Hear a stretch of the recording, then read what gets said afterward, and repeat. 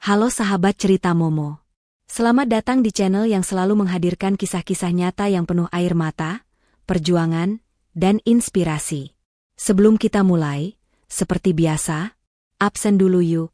Tulis di kolom komentar nama kamu dan asal kota. Biar kita bisa saling sapa dan kenal lebih dekat. Ya.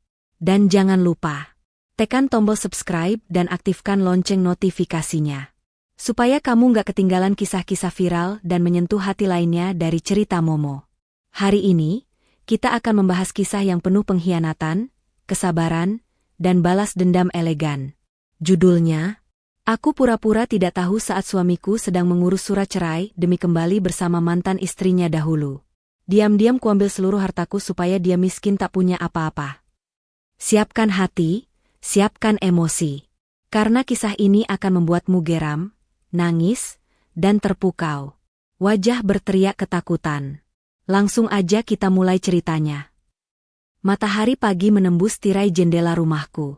Aku, Citra, seorang wanita berusia 35 tahun, duduk di ruang makan sendirian. Meja makan penuh dengan sarapan yang aku siapkan sejak subuh tadi. Roti panggang, telur mata sapi, segelas susu hangat, dan kopi hitam kesukaan suamiku, Arman. Tapi seperti biasa, ia tidak menyentuh apapun. Suamiku sudah berubah. Dingin. Asing. Bahkan senyumannya pun terasa palsu.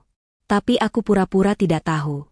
Aku tetap menjadi istri yang penuh kasih sayang. Walau hatiku sudah dipenuhi tanda tanya yang menyesakkan dada. Maaf, aku buru-buru. Ada meeting pagi ini, katanya singkat sambil meraih jasnya, tanpa menoleh sedikit pun ke arahku. Aku hanya tersenyum, menahan segala emosi yang berkecamuk di dalam hati. Jasmu sudah aku setrika. Aku taruh di mobil, Mas, ujarku lembut. Dia hanya mengangguk kecil, lalu pergi begitu saja. Tak ada pelukan, tak ada ucapan terima kasih.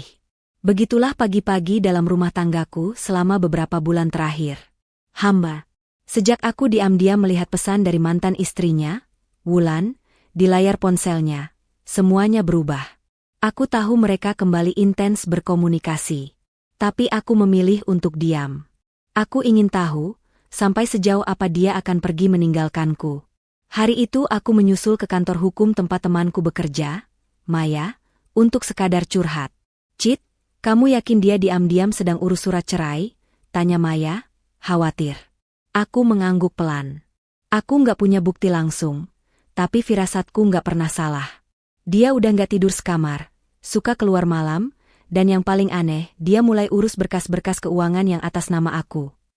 Maya menghela napas panjang. Kamu harus siapin semuanya, Cit.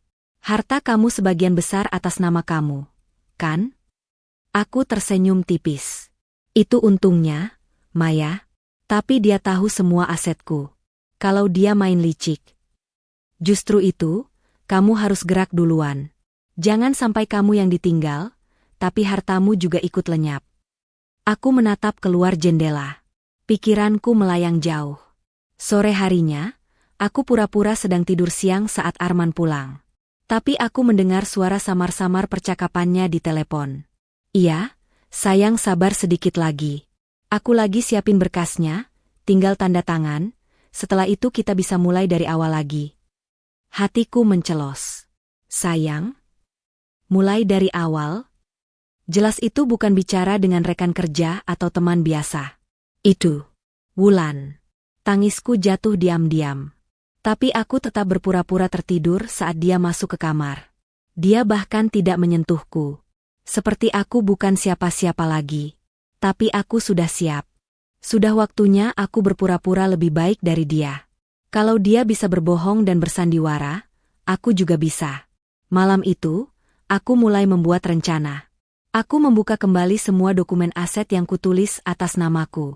Properti, saham, bisnis kecil yang aku bangun sejak muda, hingga rekening rahasia yang tidak pernah kukatakan pada siapapun, bahkan Arman. Kupindahkan beberapa dana ke rekening aman. Kutandatangani dokumen penarikan sebagian modal usaha. Kukunci semua sertifikat dan berkas penting di brankas lain yang bukan lagi di rumah ini. Aku lakukan semuanya dengan hati dingin, tapi senyum tetap mengembang di wajahku setiap Arman pulang. Dia tak tahu, Istrinya bukan wanita bodoh yang bisa ditinggal begitu saja. Seminggu kemudian, Arman mulai semakin sering menghilang. Pulang tengah malam. Bahkan pernah 3 hari berturut-turut tidak tidur di rumah. Aku tetap tenang. Tetap bersikap lembut dan tidak pernah bertanya banyak.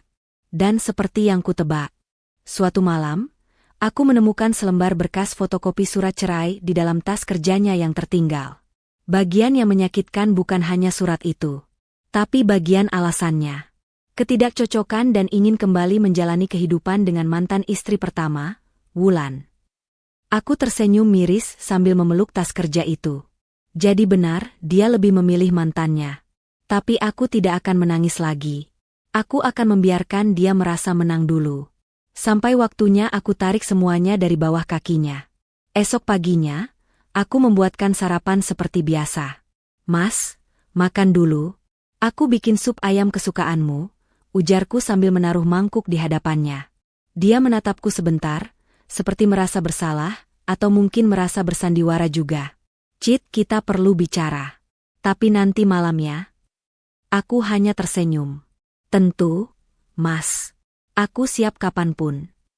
Padahal dalam hati aku ingin tertawa keras-keras. Aku sudah tahu semua rencanamu, Arman. Tapi kamu belum tahu kalau aku sudah lebih dulu meninggalkanmu. Secara finansial. Malam harinya, aku mempersiapkan segalanya. Maya akan membantuku menandatangani dokumen pembekuan aset atas nama Arman, dan memindahkan sisa harta ke trust fund pribadi. Lalu, aku akan pergi. Meninggalkan rumah ini, bukan dengan tangan kosong, tapi dengan harga diriku yang utuh dan kekayaan yang tidak akan pernah bisa dia sentuh lagi. Tapi aku tetap duduk di meja ruang tamu, menunggu dia memulai pembicaraan. Dan ketika dia muncul dengan ekspresi pura-pura berat hati, aku sudah siap. Cit, aku minta maaf. Aku ingin kita berpisah. Aku ingin kembali ke Wulan. Aku menatapnya. Lurus. Tegas. Tapi tetap tersenyum. Kalau itu yang Mas inginkan, aku tidak apa-apa. Dia terkejut. Kamu nggak marah? Aku menggeleng. Aku hanya ingin Mas bahagia. Sementara dalam hatiku aku berbisik. Selamat datang di hidup barumu yang tidak punya apa-apa. 2 hari setelah Arman menyatakan ingin bercerai, rumah ini terasa lebih sunyi dari biasanya. Tapi anehnya, aku justru merasa lebih lega. Tidak ada lagi beban pura-pura. Tidak ada lagi perasaan terjebak antara harapan dan kenyataan. Yang tersisa hanyalah satu hal, persiapan akhir untuk pergi secara elegan, sambil menarik semua kekayaanku dari hidupnya. Pagi itu, Arman keluar lebih awal dari biasanya. Ia bahkan tidak menyentuh sarapan yang kubuat, hanya meninggalkan secari kertas bertuliskan. Aku ke pengacara. Tolong siapkan dokumenmu. Kita segera selesaikan semua dengan damai. Aku duduk di meja makan, menatap kertas itu sambil tersenyum sinis. Damai? Setelah semua pengkhianatan ini, kamu masih bicara soal damai? Tapi aku tetap tenang. Aku bahkan membalas pesannya dengan sangat manis. Baik, Mas. Semoga urusannya lancar ya. Aku akan siapkan semuanya. Sorenya, aku datang ke kantor notaris langgananku, tempat semua sertifikat properti dan investasi milikku tersimpan. Kuambil seluruh dokumen penting yang selama ini diamankan, beberapa sertifikat rumah, saham perusahaan keluarga, surat kepemilikan bisnis salon franchise yang aku kelola diam-diam di luar sepengetahuan Arman. Ya, selama ini dia mengira aku hanya istri rumahan. Padahal aku punya penghasilan jauh lebih besar dari gajinya. Dan semua itu, sekarang sudah kuamankan kembali di tanganku. Citra, kamu yakin gak mau tuntut balik? Tanya Pak Anwar, notaris keluargaku sejak lama. Aku tersenyum lembut. Tidak, Pak. Saya hanya ingin suami saya kembali ke mantan istrinya dalam keadaan tanpa sepeser pun dari hasil kerja keras saya. Pak Anwar mengangguk perlahan. Baiklah. Saya akan bantu kunci semua aset supaya tidak bisa digugat. Hari ini semua akan kita mutasi ke rekening pribadi kamu yang baru. Terima kasih, Pak. Jawabku mantap. Malamnya, aku sudah menunggu Arman di ruang tamu. Kali ini aku berpakaian sedikit lebih rapi. Bukan untuknya, tapi untuk diriku sendiri. Aku ingin dia tahu, wanita yang selama ini ia anggap bodoh dan kampungan ternyata adalah ratu yang diam-diam membangun kerajaannya sendiri. Begitu Arman pulang, dia langsung menyodorkan map berisi salinan gugatan cerai. Ini, kamu tinggal tanda tangan, dan kita bisa selesai minggu depan, katanya singkat. Aku membuka map itu. Membacanya perlahan, seolah sedang menilai seberapa kejam kalimat-kalimat itu. Tak ada rasa bersalah. Tak ada penyesalan di wajahnya. Hanya ambisi untuk cepat bebas. Baik, Mas. Aku tanda tangan sekarang, kataku sambil mengambil pulpen. Dia terlihat sedikit kaget. Kamu nggak mau baca lagi? Aku menatapnya. Untuk apa? Bukankah kamu sudah siap kembali ke Wulan? Dia menunduk sesaat, tapi tidak mengatakan apapun. Aku pun menandatangani berkas itu dengan tangan tenang. Kemudian, aku bangkit berdiri. Besok kamu nggak perlu pulang ke sini lagi, Mas. Matanya melebar. Maksudmu? Aku tersenyum manis. Rumah ini sudah aku jual. Apa? Suaranya meninggi. Benar. Aku sudah urus semuanya diam-diam. Dan kamu tahu? Semua aset atas nama aku. Kamu tak berhak menuntut apapun dariku. Arman berdiri terguncang. Kamu sengaja menyiapkan ini semua? Aku mengangguk pelan. Tentu. Sama seperti kamu yang diam-diam ingin kembali ke mantan istrimu, aku juga diam-diam mempersiapkan jalanku sendiri. Tapi bedanya, aku tidak datang dengan tangan kosong. Dan kamu, Mas, kamu tidak punya apa-apa lagi sekarang. Arman terdiam. Wajahnya pucat. Napasnya memburu. Aku sudah hubungi notaris. Semua mutasi aset sudah selesai. Rekening bisnis, saham, surat rumah, semuanya atas namaku. Dan rumah ini, Mas, sudah resmi berpindah tangan. Kamu harus keluar malam ini. Dia terduduk di sofa. Tak percaya. Kamu tega, Cit? Aku tersenyum pahit. Bukankah kamu lebih dulu mengajukan surat cerai? Aku hanya membantu mempercepat proses. Dan membantumu belajar hidup tanpa harta yang tidak kamu usahakan sendiri. Tak lama kemudian, seorang pria dari agen properti datang. Permisi, Bu Citra. Pemilik baru ingin melakukan survei terakhir malam ini sebelum besok proses serah terima. Aku mengangguk. Silakan, Mas. Arman menatapku tak percaya. Kamu benar-benar serius? Lebih serius dari pernikahan kita yang kamu hancurkan. Malam itu, Arman terpaksa pergi dengan koper kecil. Mobil pun bukan lagi miliknya, atas nama perusahaanku. Aku tak marah, aku tak menangis. Justru aku merasa damai.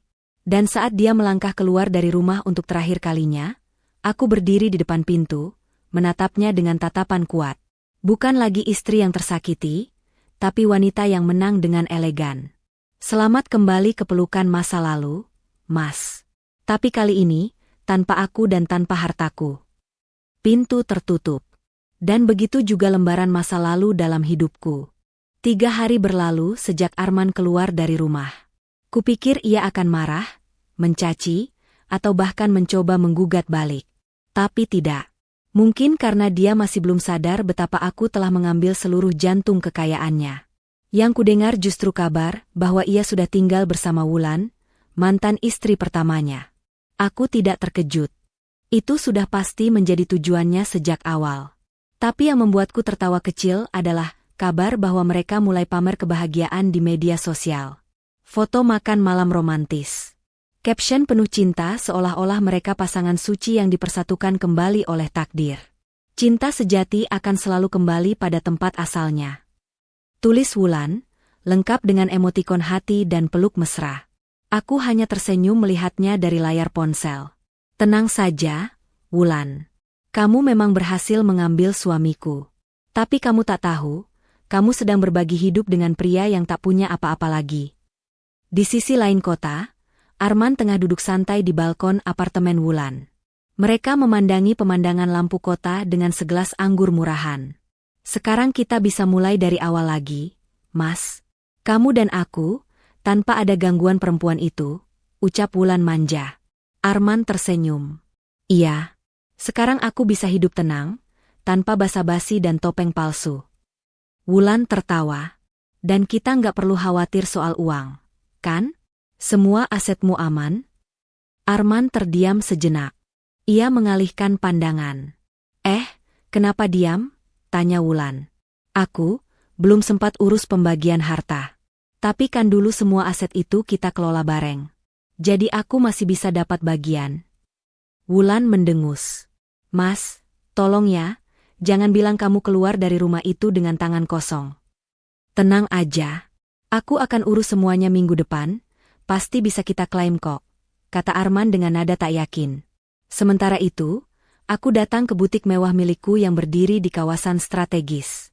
Aku disambut para staf dengan hangat, dan asistenku, Ica, segera mendekat.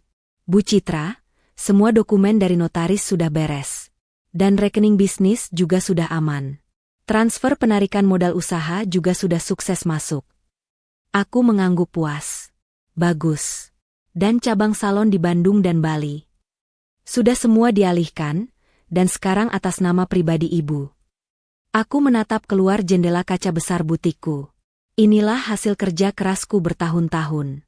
Dan aku bersumpah, tak ada satu sen pun dari semua ini yang boleh disentuh oleh laki-laki yang mengkhianatiku. Seminggu kemudian, Arman datang ke kantor notaris tanpa memberitahuku. Ia pikir dia bisa meminta sebagian harta atau rumah dari pernikahan kami. Namun wajahnya memucat saat Pak Anwar menjelaskan dengan tegas. Maaf, Pak Arman.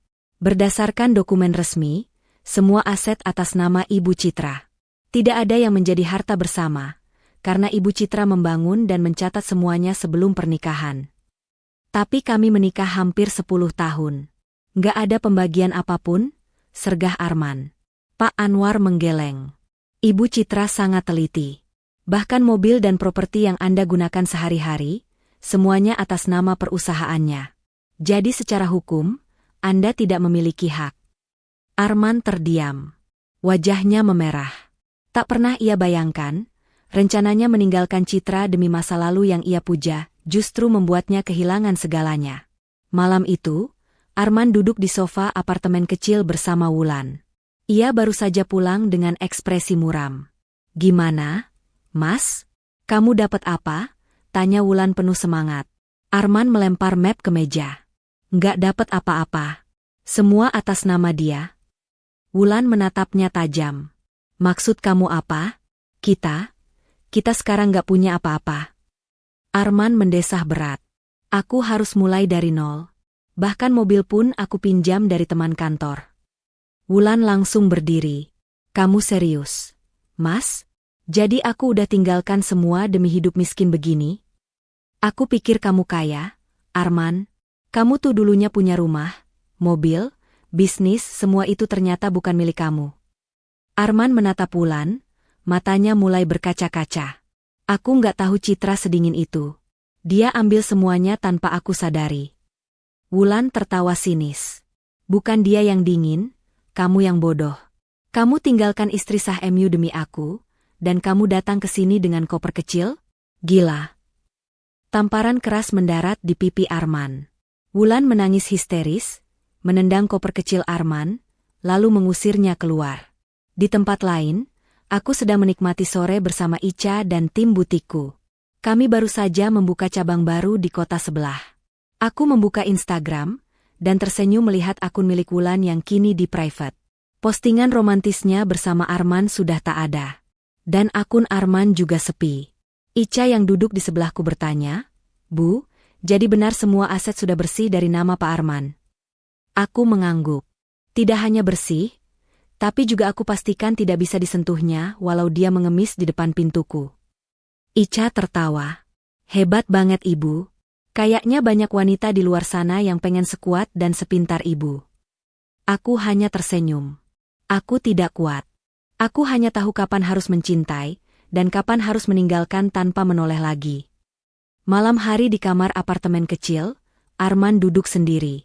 Ia menatap foto pernikahannya bersama Citra yang masih tersimpan di dompet tua. Dulu, ia pikir Citra hanyalah wanita sederhana yang beruntung menikah dengannya. Tapi sekarang, ia sadar, dialah yang sebenarnya beruntung pernah dicintai oleh Citra. Sayangnya, kesempatan itu sudah tak akan pernah datang lagi. Hari-hari baruku terasa sangat tenang. Tanpa drama, tanpa kebohongan. Aku menjalani hidup dengan kepala tegak. Sebagai wanita, sebagai pebisnis, dan sebagai manusia yang tidak lagi menggantungkan hidupnya pada cinta buta. Aku mulai sering diundang ke acara networking pengusaha wanita, seminar, dan bahkan jadi pembicara tentang kemandirian finansial perempuan. Tak kusangka, luka yang dulu sempat hampir membunuhku perlahan menjadi tangga untuk naik lebih tinggi. Tapi dunia tak seindah itu. Karena ternyata, masa lalu yang memalukan itu belum benar-benar selesai. Siang itu, aku baru saja pulang dari seminar di luar kota. Saat aku turun dari mobil, seorang pria berdiri di depan pagar rumah baruku yang kini mewah dan dijaga satpam pribadi. Mataku menyipit. Itu Arman. Dengan wajah lusuh, rambut acak-acakan, dan pakaian seperti sudah berhari-hari tidak diganti, ia berdiri sambil menatapku penuh harap. Citra. Aku melangkah pelan, menyuruh satpam untuk tetap tenang. Aku membuka kacamataku, menatap pria yang dulu pernah kutangisi. Kamu ngapain di sini? Tanyaku datar. Aku cuma mau bicara. Sebentar aja. Aku nggak punya siapa-siapa lagi. Aku tertawa kecil. Lucu ya. Dulu kamu pikir kamu bisa hidup bahagia dengan mantan istrimu. Sekarang kamu berdiri di sini, meminta belas kasih dari perempuan yang kamu tinggalkan. Dia menggeleng. Wulan sudah pergi. Dia nggak tahan hidup miskin. Bukannya kamu dulu bilang cinta nggak butuh harta? Tanyaku sinis. Citra, tolong aku cuma minta kesempatan kerja. Aku tahu kamu punya bisnis besar. Aku bersedia mulai dari bawah. Nggak usah kasih apa-apa ke aku, asal aku bisa makan dan tidur. Wajahnya tampak memelas. Tapi aku tetap teguh. Mas Arman, hidup bukan sinetron pengampunan. Aku bukan malaikat. Aku manusia biasa yang sudah kamu buang. Arman menggenggam pagar, suaranya gemetar. Kamu nggak tahu, selama ini aku kira kamu cuma ibu rumah tangga biasa. Aku kira aku bisa lebih sukses tanpa kamu. Tapi sekarang aku sadar, semua yang kamu punya bukan keberuntungan. Tapi kerja keras yang gak pernah kamu tunjukkan di depan orang. Aku menatapnya tajam. Dan kamu sadar itu setelah kamu menghancurkan pernikahan kita. Dia tertunduk, tak menjawab. Maaf, Mas. Tapi aku tidak menyimpan sisa-sisa simpati untuk orang yang menjual kesetiaan demi masa lalu. Lalu aku menoleh ke satpam. Tolong antar dia keluar. Jangan biarkan dia kembali ke sini. Dan saat gerbang perlahan tertutup, aku melihat jelas sorot mata Arman yang hancur. Kini dia tahu, kehilangan wanita sepertiku adalah kehilangan terbesar dalam hidupnya. Keesokan harinya, aku mendapatkan telepon dari seseorang yang tak kuduga akan menghubungiku lagi, ibu mertuaku. Ya, wanita yang dulu diam-diam mendukung Arman kembali pada Wulan. Bahkan sempat menyalahkanku karena tidak bisa menjadi istri seutuhnya. Citra, ini ibu. Ibu cuma mau bicara sebentar. Bisa kita ketemu? Aku menarik napas dalam-dalam. Sempat aku ragu. Tapi akhirnya, aku setuju. Aku ingin tahu, apalagi yang akan mereka minta sekarang? Kami bertemu di sebuah kafe sore hari. Wajah ibu mertuaku tampak lebih tua dari sebelumnya. Kerutan di wajahnya tak bisa ditutupi, dan sorot matanya lelah. Terima kasih sudah mau datang, Citra, ucapnya pelan. Aku hanya menatap tanpa senyum. Ada apa, Bu? Dia menatapku penuh harap. Arman sekarang sedang benar-benar jatuh. Dia nggak punya siapa-siapa lagi. Wulan pergi entah kemana. Pekerjaan pun nggak ada. Ibu tahu, dia salah. Tapi, dia tetap anak ibu. Aku menatap langsung ke matanya. Dan saya tetap orang yang pernah kalian usir secara halus. Kalian diam saat dia main belakang. Bahkan mendukung dia kembali ke pelukan mantan. Ibu menyesal, Citra. Ibu salah besar. Ibu pikir kamu hanya perempuan biasa. Ternyata kamu lebih dari yang kami duga. Aku menyandarkan punggung di kursi. Jadi sekarang ibu minta aku bantu dia? Dia mengangguk. Bukan sebagai suami, tapi bantu dia hidup. Jangan biarkan dia hancur seperti ini. Ibu mohon. Aku tersenyum pahit. Ibu, saya sudah bantu dia dengan cara yang paling adil. Saya biarkan dia hidup dengan pilihannya. Dan sekarang, dia harus bertanggung jawab atas pilihannya itu. Malamnya, aku termenung di balkon rumah baruku. Pikiranku melayang ke masa lalu. Suara Arman, tangisanku, doa-doa panjang saat sujud semua muncul kembali. Tapi kini semuanya tak terasa menyakitkan lagi. Aku tidak membalas dendam dengan amarah. Aku tidak menjelekkan mereka di depan orang. Aku hanya mengambil kembali apa yang menjadi hakku, dan pergi dengan kepala tegak. Karena di dunia ini, keadilan bukan selalu harus dibalas dengan kekerasan. Tapi bisa juga dengan membiarkan mereka hidup dengan keputusan bodoh yang mereka buat sendiri. Sementara itu, di sebuah kontrakan kecil pinggiran kota, Arman duduk di lantai, membuka bungkus nasi bungkus murah yang diberikan tetangga. Ia hidup dari belas kasihan. Tanpa pekerjaan, tanpa rumah, tanpa istri, tanpa harta. Ia menatap layar ponselnya yang retak, lalu membuka galeri lama. Foto Citra tersenyum saat ulang tahun pernikahan mereka, saat dulu Arman masih menganggap cintanya cukup. Dan untuk pertama kalinya, air matanya jatuh. Bukan karena ditinggal cinta, tapi karena kehilangan sesuatu yang takkan pernah kembali. Harga diri dan penyesalan yang datang terlalu terlambat. Hidupku berubah drastis. Dulu aku hanya dikenal sebagai istri Arman, pria yang sok mapan tapi penuh kebohongan. Sekarang, aku dikenal sebagai Citra Wijaya, pemilik 3 lini bisnis besar yang menginspirasi banyak perempuan. Namaku mulai disebut dalam berbagai artikel bisnis dan motivasi. Aku diundang ke podcast, jadi pembicara di acara-acara nasional. Tapi yang paling membuatku bersyukur adalah, aku bisa berdiri tegak tanpa perlu bergantung pada siapapun. Aku bukan hanya selamat dari pernikahan yang menyakitkan. Aku menang. Pagi itu, aku sedang berada di ruang kerja saat Ica masuk dengan wajah bingung. Bu, ini ada surat masuk. Tapi kayaknya aneh.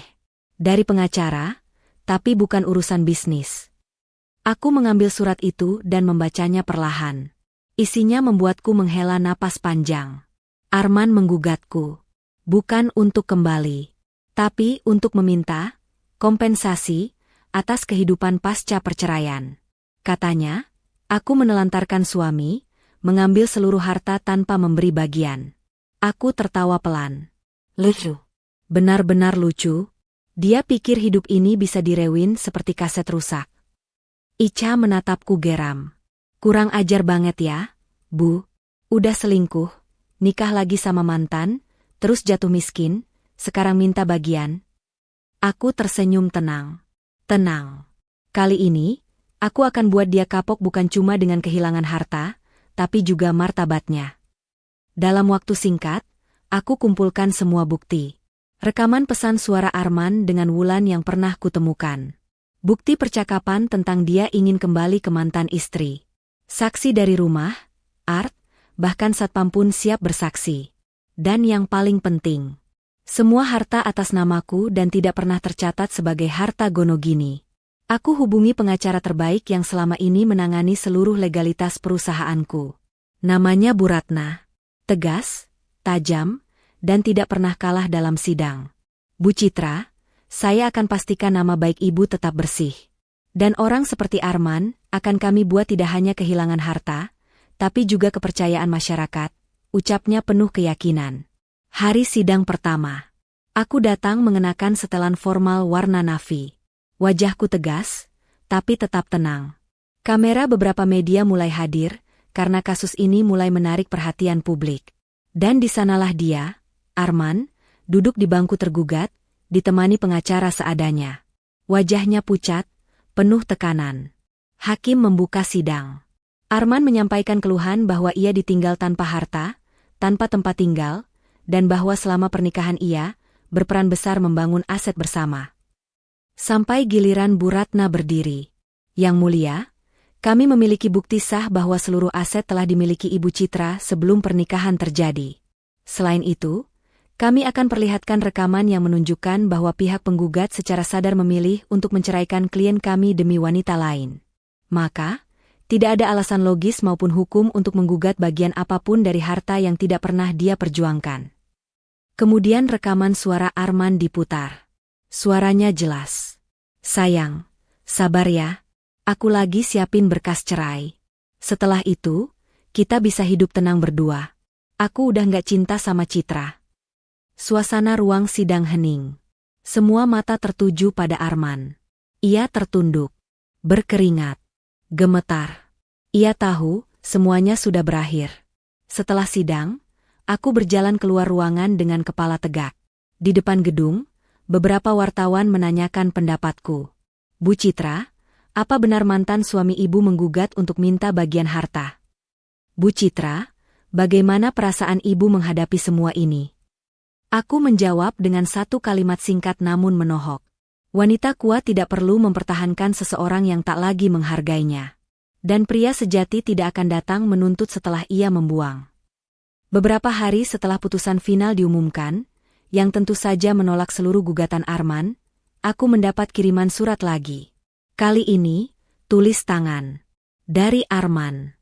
Citra, maaf, aku sudah kalah. Bukan hanya di pengadilan, tapi juga dalam harga diri.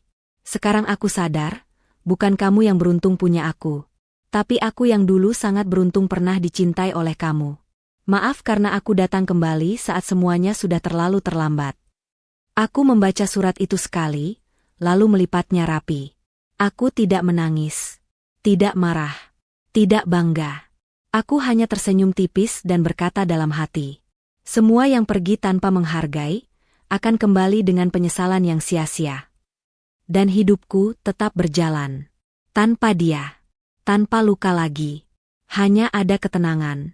Dan aku, akhirnya benar-benar bebas.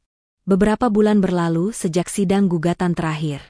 Aku kini berdiri sebagai salah satu pengusaha perempuan inspiratif yang banyak diliput media. Bahkan wajahku sempat muncul di sampul majalah dengan judul mencolok. Wanita yang tak tumbang meski dikhianat, Citra Wijaya. Siapa sangka, perempuan yang dulu dianggap hanya ibu rumah tangga biasa, kini membuka cabang bisnis kelimanya di luar negeri. Bukan karena ingin pamer, tapi karena aku tahu aku harus berdiri, bukan untuk mengalahkan siapa-siapa, tapi untuk menghargai diriku sendiri. Pagi itu, aku diundang ke acara seminar kewirausahaan nasional. Auditorium dipenuhi ratusan orang. Aku naik ke panggung mengenakan setelan putih elegan, langkahku tenang, wajahku penuh wibawa. Saat aku membuka pidato, aku sempat melirik ke deretan kursi peserta, dan hatiku langsung membeku sejenak. Di baris paling belakang, duduk seorang pria yang tak asing. Arman. Ia tampak berbeda. Wajahnya kurus, rambutnya mulai beruban, dan ia tampak begitu kecil di tengah keramaian itu. Tapi matanya menatap lurus padaku. Penuh penyesalan, penuh kerinduan yang jelas, takkan pernah berbalas. Aku melanjutkan pidatoku seolah tak terjadi apa-apa. Tapi kalimat-kalimat yang keluar dari mulutku, terasa seperti panah langsung ke dadanya. Kita, para perempuan, tidak dilahirkan untuk menjadi cadangan. Kita bukan bayangan dari kesuksesan pria. Kita adalah cahaya yang bisa menerangi dunia, bahkan ketika orang yang kita cintai mencoba memadamkannya. Tepuk tangan riuh menggema. Tapi aku tahu, di pojok ruangan, ada satu pria yang hanya bisa menunduk. Dia tidak lagi menjadi bagian dari panggung hidupku. Sekarang dia hanya penonton. Beberapa hari setelah seminar itu, aku menerima pesan WhatsApp dari nomor tak dikenal. Citra, aku hadir di seminar kemarin. Kamu luar biasa. Aku hanya ingin bilang, aku bangga pernah menjadi bagian dari hidupmu. Walau sekarang, aku hanya bisa menonton dari jauh. Arman. Aku membacanya, tanpa membalas. Bukan karena benci, tapi karena aku tahu, tidak semua hal perlu diberi tanggapan. Kadang diam adalah kemenangan paling megah. Suatu hari, aku menghadiri acara peluncuran cabang baruku di luar kota. Para tamu datang dari berbagai kalangan. Pejabat, tokoh bisnis, media, semua hadir. Salah satu investor utama memperkenalkanku kepada pengusaha muda yang baru saja bangkit dari keterpurukan. Namanya Fadil. Dulu dia jatuh karena ditipu, tapi sekarang bangkit dan membuka usaha dari nol, ujar sang investor. Aku menyambut tangan Fadil. Wajahnya bersih, rapi, dan sikapnya sopan. Kami saling bertukar cerita ringan. Aku dengar kisah Ibu Citra viral sekali. Saya banyak belajar dari keberanian dan ketegasan Ibu, katanya. Aku tersenyum. Saya pun belajar dari jatuh. Tanpa itu, saya tak akan jadi seperti hari ini. Percakapan kami nyambung. Fadil bukan hanya pintar, tapi juga rendah hati dan menghargai perempuan. Saat ia pamit, ia sempat berkata, "Kalau suatu saat Ibu ingin berkolaborasi, saya dengan senang hati membuka pintu. Bukan hanya bisnis, tapi juga waktu." Aku hanya tersenyum, tanpa menjawab lebih jauh. Tapi hatiku terasa hangat. Mungkin Tuhan sedang menyiapkan lembaran baru. Sementara itu, Arman duduk di warung kecil dekat tempat ia bekerja sebagai supir freelance. Ia melihat wajah Citra di TV, dalam tayangan liputan nasional. Citra Wijaya, pengusaha inspiratif yang dulunya sempat mengalami perceraian pahit, kini bangkit menjadi sosok yang menginspirasi banyak wanita Indonesia. Teman di sebelahnya berkomentar, "Itu mantan istrimu ya? Hebat banget sekarang." Arman hanya menunduk, menyesap kopinya yang pahit. Tak ada lagi yang bisa ia banggakan. Tak ada yang bisa ia rebut kembali. Kini, satu-satunya yang bisa ia lakukan adalah menonton wanita yang dulu ia remehkan, berdiri di panggung kemenangan yang seharusnya ia jaga. Malamnya, aku duduk di balkon, ditemani langit penuh bintang. Aku membuka buku catatanku dan menulis satu kalimat. Ketika kau pulih dari luka dan memilih untuk bangkit, kau tak lagi butuh penyesalan orang lain. Yang kau butuhkan, hanyalah melangkah lebih jauh. Aku menutup buku itu, memandang bintang-bintang di langit. Dan dalam hati aku berkata, "Terima kasih, Arman telah menghancurkanku. Karena tanpa kehancuran itu, aku takkan pernah tahu bahwa aku bisa membangun istana dari puing-puing pengkhianatanmu." Beberapa bulan berlalu, hidupku makin sibuk namun bahagia. Bukan karena harta, karena aku tak pernah mengukur bahagia dari saldo rekening, tapi karena aku sudah berdamai dengan diriku sendiri. Tak lagi terbayang masa lalu. Tak lagi merasa marah. Kini aku hidup bukan untuk membuktikan sesuatu, tapi karena aku layak bahagia. Satu sore, aku diundang ke acara gala dinner eksklusif bersama para pengusaha muda dan investor. Tempatnya elegan, ballroom hotel bintang 5. Di antara lampu gantung kristal dan denting musik klasik, aku berdiri sebagai bintang tamu yang paling ditunggu. Gaun hitam berpotongan simpel yang kupakai membuat banyak mata menoleh. Aku datang bukan hanya sebagai wanita sukses, tapi sebagai simbol kekuatan perempuan yang mampu bangkit dari pengkhianatan. Dan di antara kerumunan itu, aku tak menyangka akan melihat sosok itu lagi. Arman. Ia berdiri di pojok ruangan. Tak mengenakan jas mahal seperti yang lain. Hanya kemeja polos, dengan ekspresi campuran antara kaget, kagum, dan patah. Ia datang bukan sebagai tamu undangan. Rupanya, ia adalah bagian dari kru catering event malam itu. Takdir benar-benar tahu cara mempertemukan dua orang, bukan untuk kembali, tapi untuk membuat satu orang sadar apa yang telah hilang. Acara berjalan lancar. Aku sempat memberikan sambutan, lalu duduk di meja utama. Tak lama kemudian, seseorang berdiri di atas panggung. Fadil. Ya, pria yang pernah kukenal saat peluncuran cabang baruku. Kini ia menjadi mitra bisnis yang sangat membantu. Selamat malam semuanya. Hari ini bukan hanya tentang bisnis, tapi tentang kekaguman, perjuangan, dan rasa hormat saya kepada seseorang yang mengubah cara saya memandang dunia, katanya dari atas panggung. Aku tersenyum dari kursiku. Tapi izinkan saya membuat momen ini menjadi lebih dari sekadar gala dinner. Semua mata memandangnya. Fadil turun dari panggung, berjalan ke arahku, lalu berlutut. "Citra Wijaya, kamu adalah wanita paling kuat dan mempesona yang pernah saya temui. Bukan karena apa yang kamu punya, tapi karena siapa dirimu saat kehilangan semuanya. Maukah kamu menjalani sisa hidupmu bersama saya?" Seisi ruangan terdiam. Lalu tepuk tangan mulai terdengar. Dan di pojok sana, aku sempat menangkap tatapan mata Arman yang membeku. Tatapan seorang pria yang akhirnya menyadari. Wanita yang dulu ia buang, kini dilamar di depan matanya, oleh pria yang jauh lebih berani dan tulus. Aku menatap Fadil. Senyumku perlahan mengembang. "Fadil, aku tidak bisa menjanjikan masa lalu yang sempurna. Tapi aku tahu, kita bisa membangun masa depan yang jujur dan saling menghargai. Lalu aku mengangguk. Aku terima. Tepuk tangan riuh. Kilatan kamera. Semua mata menyaksikan momen itu. Dan Arman hanya bisa menunduk, menggenggam nampan kosong di tangannya. Ia bukan siapa-siapa di ruangan itu.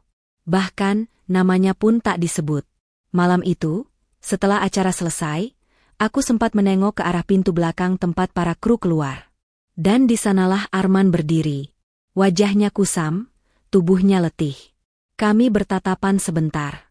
Dia sempat melangkah maju, ingin bicara.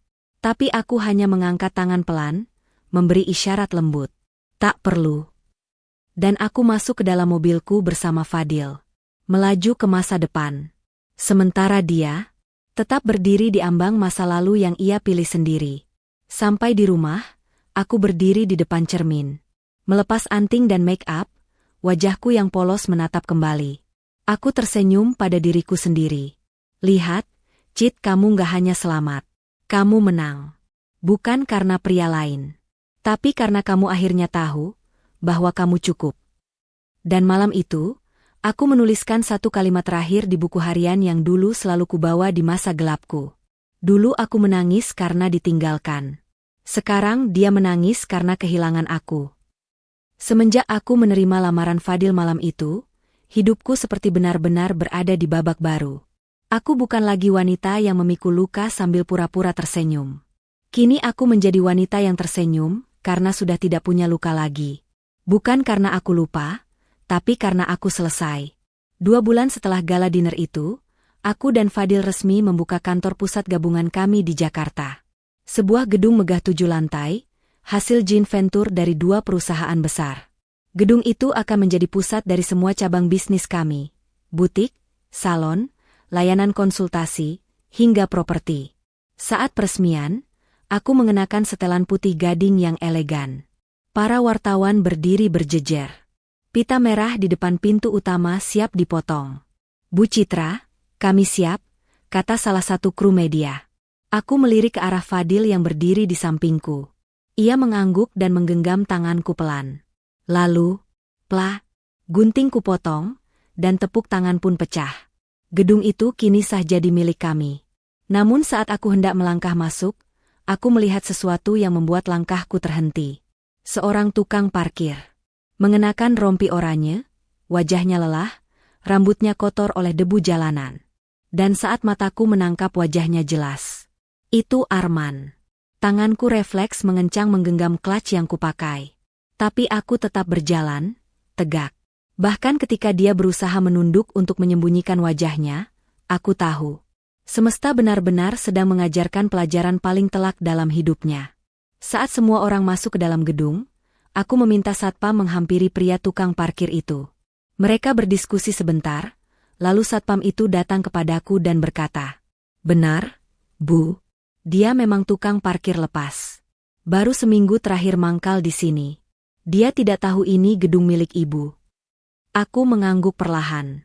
Senyumku tak bisa kusembunyikan. Biarkan dia tetap di situ. "Baik, Bu." Aku lalu melangkah masuk, sambil berkata dalam hati. Biar dia tahu, dulu dia berjalan meninggalkan wanita ini tanpa apa-apa. Dan sekarang dia berdiri di bawah atap milik wanita yang dulu dia buang. Hari-hariku kembali sibuk.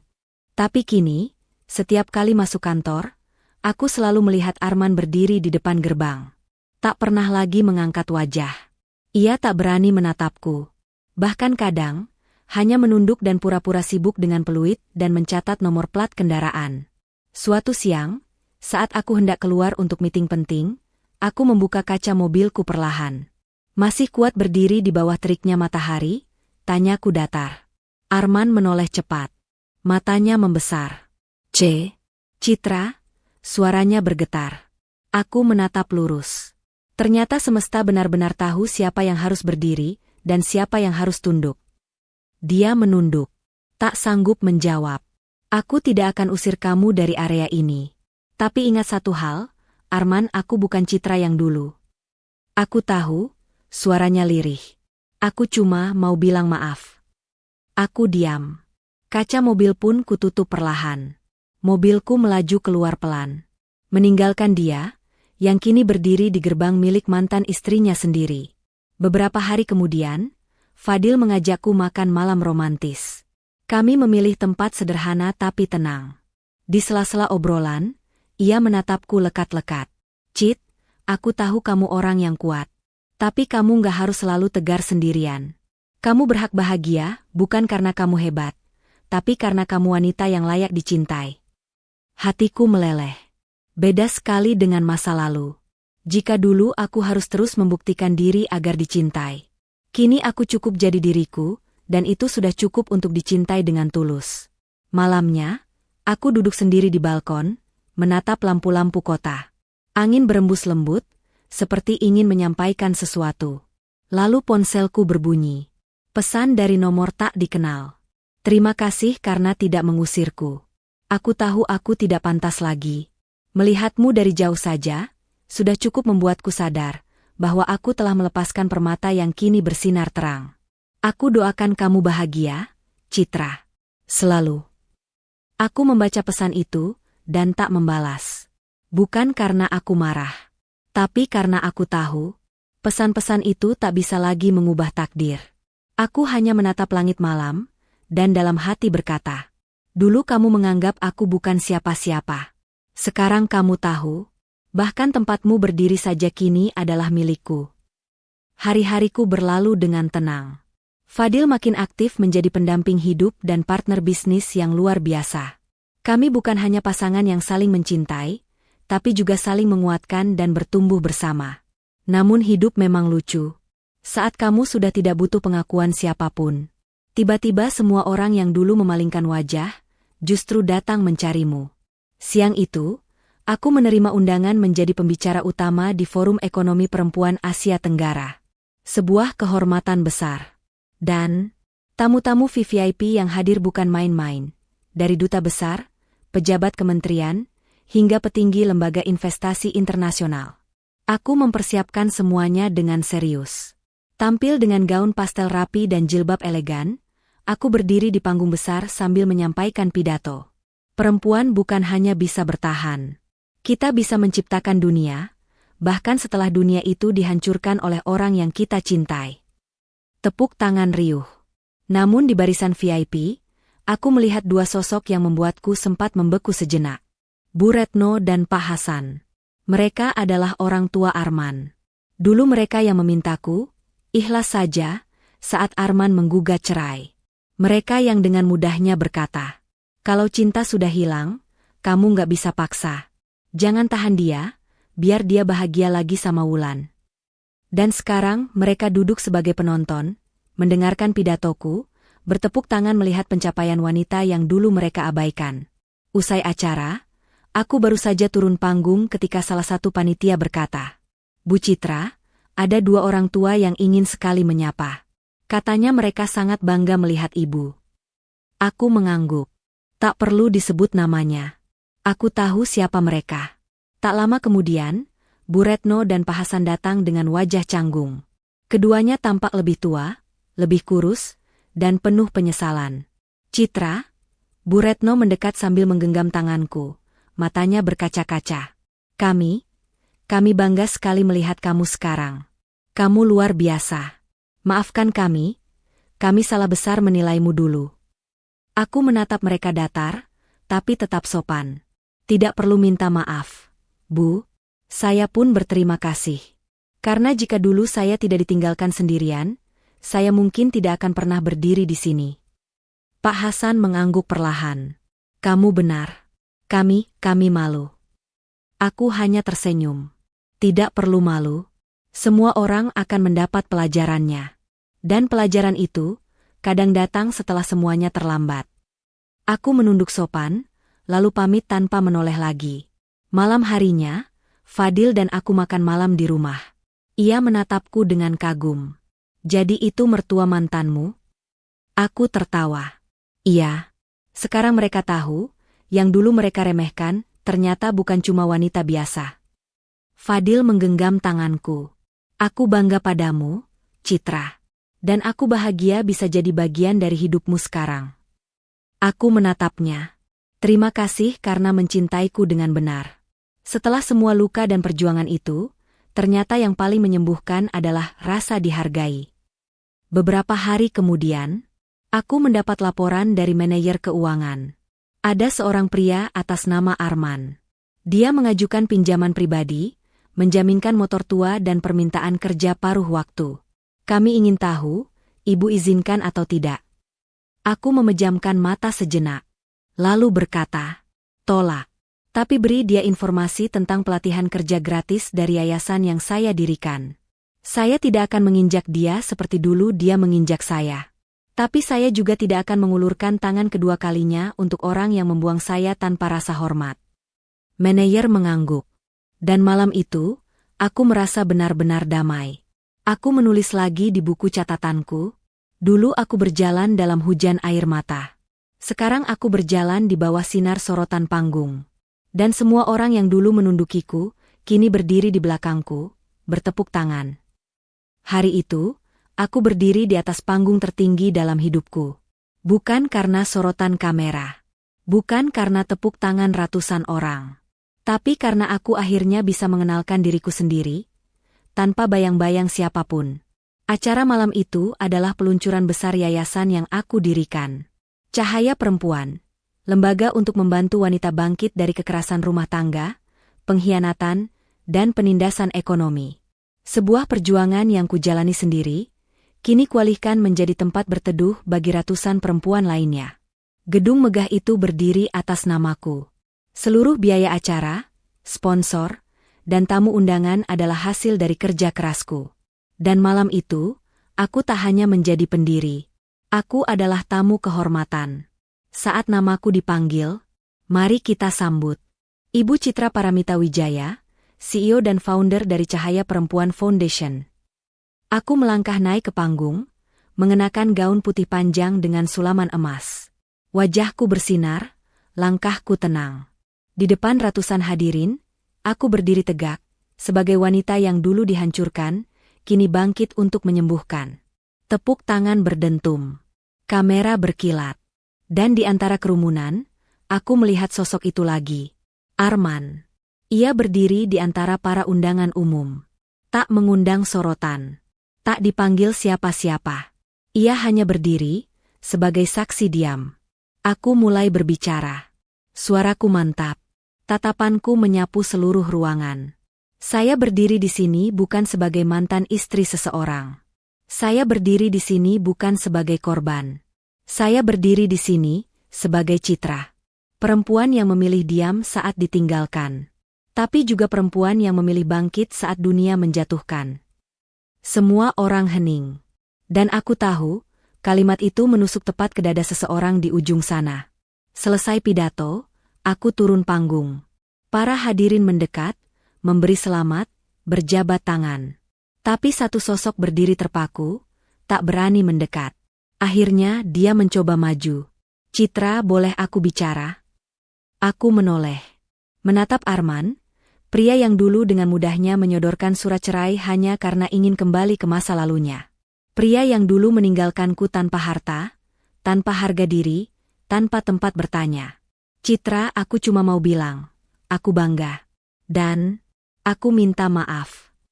Aku menatapnya sebentar, sebelum menjawab. Maaf bukan untuk membalik waktu. Dan kamu sudah mendapatkan yang kamu pilih. Aku bukan siapa-siapamu lagi. Dan kamu, bahkan tak layak berdiri di panggung yang sama denganku. Arman menunduk. Matanya berkaca-kaca. Aku kehilangan segalanya. Aku mengangguk. Kamu kehilangan segalanya?